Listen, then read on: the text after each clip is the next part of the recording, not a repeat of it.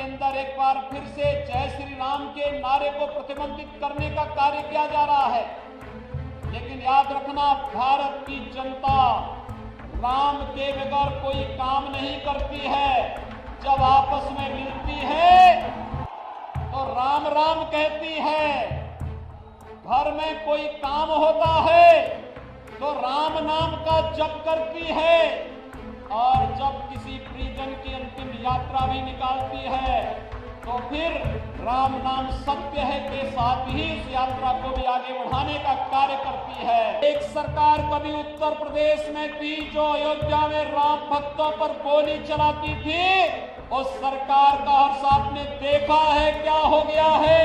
और अब बारी बंगाल में टीएमसी की सरकार की है। यहाँ की सरकार घुसपैठियों, अवैध घुसपैठियों के साथ में है, उसको फेल है। बंगाल में आज जय श्री राम के नारे लगाने को भी प्रतिबंधित करने का कार्य किया जाता है और हमले करवाए जाते हैं। बंगाल के अंदर छल छद्म और धोखे से यहां पर लव जिहाद की घटना।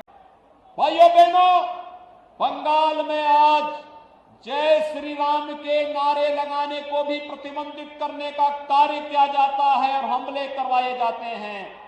लेकिन मैं बंगाल की सरकार से कहना चाहता हूं, मैं ममता दीदी जी से अनुरोध करना चाहता हूं, एक सरकार कभी उत्तर प्रदेश में थी जो अयोध्या में राम भक्तों पर गोली चलाती थी।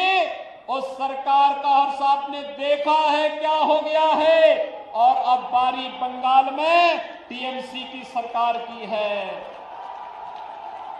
क्या आपको राम भक्तों पर तो कोई रहम नहीं, लेकिन बंगाल के अंदर अराजकता पैदा करने वाले लोगों के साथ आखिर टीएमसी की कौन सी दोस्ती और कौन सी गठबंधन है जिसके कारण वह बंगाल की पूरी व्यवस्था को बदलने पर उतारू हो गए हैं। ये आत्मघाती कदम बंगाल की धरती से क्यों? मित्रों, जब देश के यशस्वी प्रधानमंत्री मोदी जी पाकिस्तान, बांग्लादेश और अफगानिस्तान के पीड़ित और प्रताड़ित हिंदुओं, सिखों, बौद्धों, जैनियों, ईसाइयों, इन सब के संरक्षण, इनको सुरक्षित ठिकाना देने के लिए एक कानून बनाते हैं और उस कानून को भारत के अंदर लागू करते हैं, तो बंगाल में हिंसा क्यों होती है? ये हिंसा सत्ता प्रायोजित हिंसा क्यों? यहां पर एक तरफ पीड़ित और प्रताड़ित मानवता को शरण देने की जब बात की जाती है तो यहां की सरकार विरोध करती है, लेकिन जब घुसपैठियों को बाहर करने की बात होती है यहां की सरकार तिलमिला जाती है। यहां की सरकार घुसपैठियों, अवैध घुसपैठियों के साथ में है, उसको यहां की जनता के साथ कोई लेना देना नहीं। और यही कारण है कि यहां की सरकार केंद्र सरकार की किसी भी कल्याणकारी योजना का लाभ यहां के नागरिकों को देने में पूरी तरह फेल है। उत्तर प्रदेश के अंदर कोई गौ हत्या नहीं कर सकता।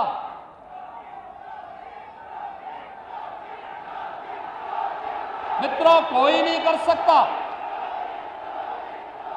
हमारी सरकार 2017 में आई थी और 2017 में आते ही उत्तर प्रदेश के अंदर गौ तस्करी और इलीगल स्लॉटर हाउसेज एक झटके में बंद हो गए। 24 घंटे के अंदर बंद हुए थे। आप भारतीय जनता पार्टी की सरकार को लेकर के तो आइए, 24 घंटे के अंदर सभी इलीगल स्लॉटर हाउसेज बंद हो जाएंगे और 24 घंटे के अंदर ये तस्करी भी बंद हो जाएगी। गौ तस्करों को पता लग जाएगा। जो भी राम का द्रोही है, याद रखना, मालदा की धरती से ही मैं इस बात को कह रहा हूं, होली आने वाला है अभी कुछ ही दिनों के बाद, और कभी उस कालखंड में भी कुछ लोगों ने भगवान विष्णु और राम का नाम लेने को प्रतिबंधित किया था। होली के अवसर पर हम लोग क्या कहते हैं उसको। और मित्रों, आज बंगाल के अंदर एक बार फिर से जय श्री राम के नारे को प्रतिबंधित करने का कार्य किया जा रहा है।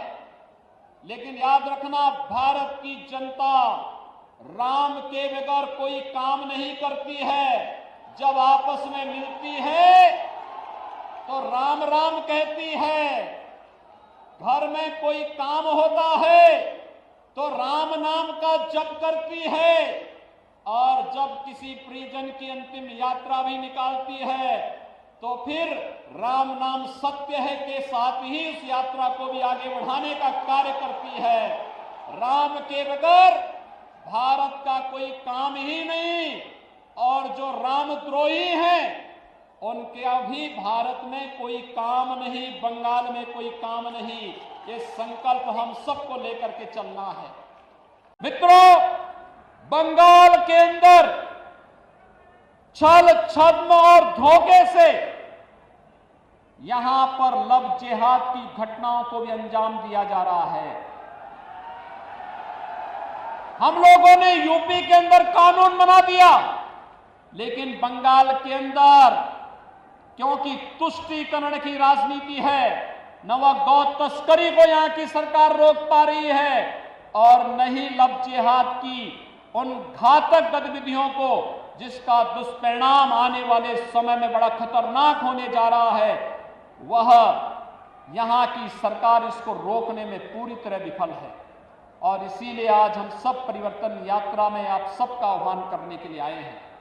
और आप हमसे जुड़े रहने के लिए हमारे YouTube चैनल को सब्सक्राइब करें, ट्विटर अकाउंट को फॉलो करिए, साथ ही इंस्टाग्राम और फेसबुक पेज को लाइक करना बिल्कुल मत भूलिएगा। और ज़्यादा जानकारी के लिए हमारी वेबसाइट पर जाएं। आपको टाइप करना होगा www.crimeweeknews.com। अधिक जानकारी के लिए नीचे दिए गए नंबर पर संपर्क करें या फिर हमारे मेल आईडी पर मेल करें।